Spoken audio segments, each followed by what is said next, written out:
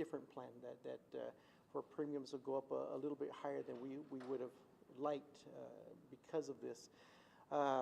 Just moving down the road too, other things that we're going to need to consider, taking out short-term loans like we did last year, possibly even as early as late spring, early summer. But like I say, we keep moving forward, and we keep educating our kids and keeping them at the forefront. Any questions? Yes, I know you had been discussing potential difficult decisions down the line if it weren't passed. At this point, are there any other alternative options we can revisit in the future in terms of finding other revenue sources beyond just having to cut back on certain parts of the district? Yeah, well, we're always looking for other ways, such as grants and things like that. But those are some things that we'll always have to keep open. Those options will keep open. Picking up on that, how long until the district could possibly introduce another proposition similar to the one that didn't pass? Yeah, my understanding is this we can only do this during a November election. So what we're going to do is just analyze the results of this election and look at our steps moving forward. This need is still there, so it's highly likely that we would need to go out for one in the future. We're just looking at preliminary numbers. There's some good takeaways. We had over 7,100 votes for it. That's the most number of votes we've ever had for any sort of bond in the past. I think in 2017 for the bond, I think there were only a total of about 6,000 plus voters total. And we had over 7,100 vote for this, for Proposition A. So I think the message resonated. Unfortunately, we also had a record number of people voting no for the proposition. So we have to look at that. I think the message resonated with the folks that we did come in contact with, but there was a much larger turnout, and that we know we need to get the message out to the broader community. With the turnout and what voters decided, what does this tell the district from what your constituents say or believe? Like I say, I think it was close. It just didn't turn out our way. I think the message did resonate. I think people did see a need with our employees. I think we had the largest number of employee turnout that we had ever seen.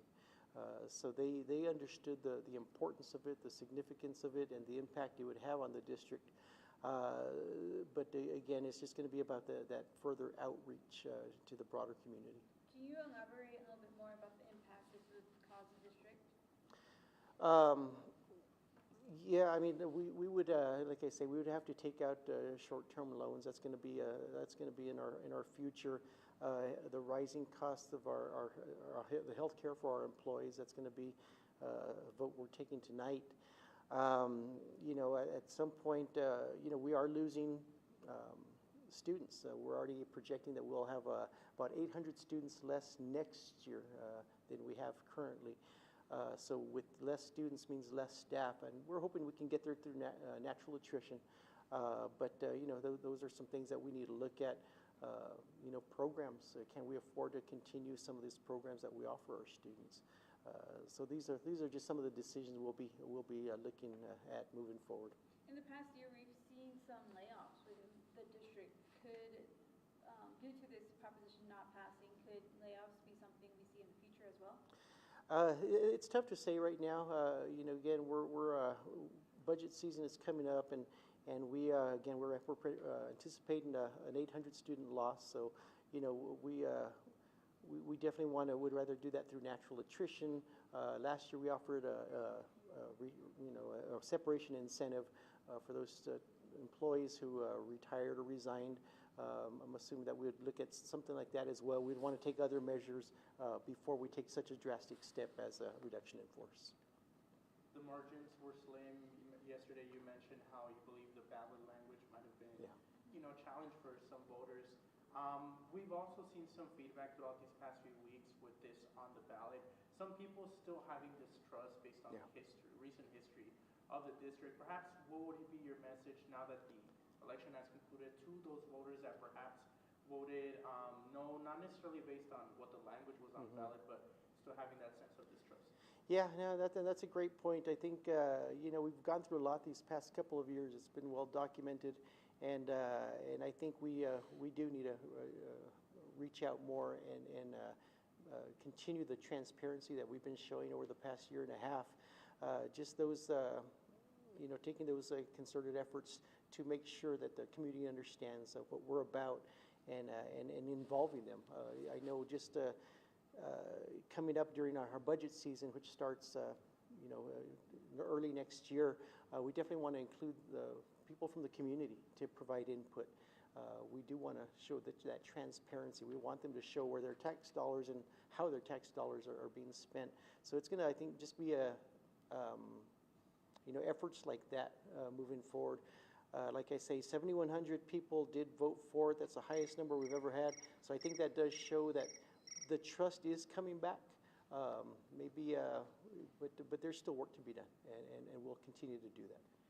Has the district also calculated that the state proposition number 13 did pass, and have calculated how much money could they lose of property taxes from around Socorro? Yeah, we don't have those numbers yet as far as the impact of the homestead exemption increases. From my understanding, initially there may not be much of an impact, but possibly further down the road, but I just don't have that information. Specifically, you mentioned you were potentially going to use these funds for school materials like the laptops, and where does that stand? Yeah, that's a tough one. We're looking at we got laptop refresh for our students. It's not just it's not a luxury anymore. It's a necessity. That's how all of our state testing is done. That's how a lot of their assignments are done. We haven't received any funding specifically for that from the state. We did purchase a laptop for every single student with the ESSER money, the federal money, 5 years ago, but now those computers are aged out, and they've been beaten and battered over the past several years. So we do need to update those and refresh those, but we're going to have to start looking at things, looking at a priority list. If this is, we're going to purchase this, then what do we need to give up so that we can purchase this?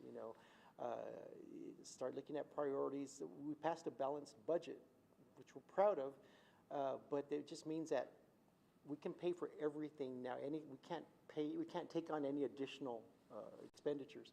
So that's why we have to be extremely careful with what we buy and how we buy. And there's just so much need in the district, not just the laptops, but HVAC upgrades. We did have some hot classrooms this summer, and how we're going to replace those. That was something that was also going to be on the list that had the Proposition 8 passed. HVAC upgrades and so forth. Now we're just going to have to really look to see how do we up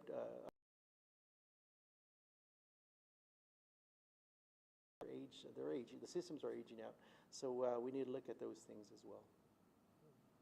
I wanted to ask about the conservatorship. We're coming up on the 2-year deadline that was assigned for the conservatorship.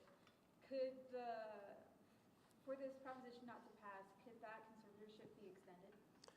So let me just make a quick comment, if I may, and I'll answer your question. One, I think that since we've been here since April 2024, the district has done some phenomenal work. Certainly, we can go ahead and talk about the issues that were here prior to, but I think that's been well documented by y'all. I think since then, the staff, Mr. Vasquez, has done a tremendous job to get us where we are. As he mentioned, once again, balanced budget.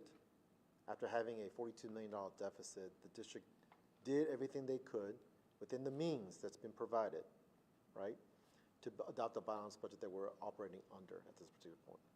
We also mainly resolved many of the graduation credit issues that were one of the issues that were plaguing the issue. The board governance issue certainly has been tempered down in many ways, and there is a very collegial environment.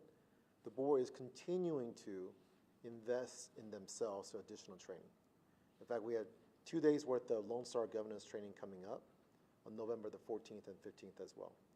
So once again, remarkable speed at which the district has responded, relatively speaking, and I think this is one of the reasons why we're here. And to address your question about the Proposition A, it's a tough situation. Elections are very difficult. Obviously, the district will need to do more to investigate what happened, and there will be an after-action review of this process, because there's obviously a miss that we did not get to. And that's something that the conservators are here to guide and support. However, it is not one of the exit criteria as to whether or not we are here beyond our conservatorship. And I want to be very clear about that. That conservatorship is really based upon the exit criteria and the recommendation we make to the TEA. The Texas Education Agency, who I work for, determination about our stay or exit. But once again, all those things at this particular point, we're moving in a very fast direction. This is a hiccup, but this is not one of the exit criteria. It would be hard for any district to put this as a criteria to overcome as an exit of any conservatorship. What is still a concern, though, is how we go and make sure the finances of the district are at a point where it is balanced, where it is reasonable, is doable, is sustainable. And you asked a question about where are the other sources of revenue. That's going to be something that we have to think through. The Vader election is one mechanism by which school districts all over the state of Texas can raise additional revenue on their own. And so other than that, we're talking about some other means. So there'll be some difficult decisions that will have to be made, as Mr. Vasquez just mentioned here. But in terms of our stay, while we potentially might see ourselves sometime in the near future, but once again, Texas Education Agency, in conjunction with our recommendation, will have the final say in terms of how long we're here.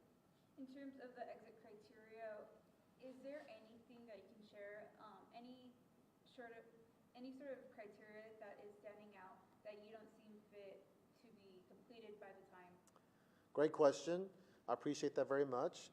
First and foremost, for a while now, every month we give a conservative update to the board. So the board's very aware of the few of the areas. The district has engaged itself, for example, in the customer service engagement.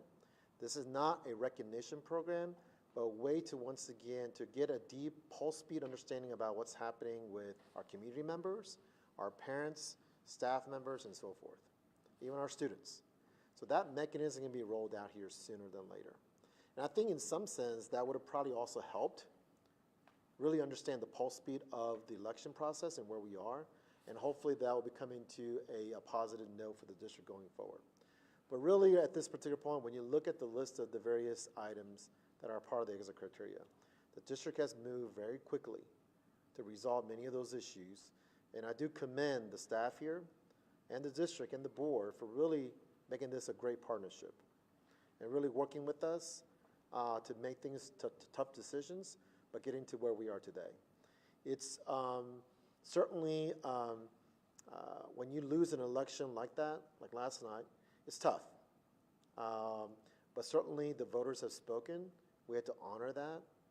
This is a taxpayer organization after all, and certainly we have to do a better job of communicating or explaining perhaps some of the misses that we have, and we need to find out what that is. All right. Thank you, guys. Thank you. Thank you.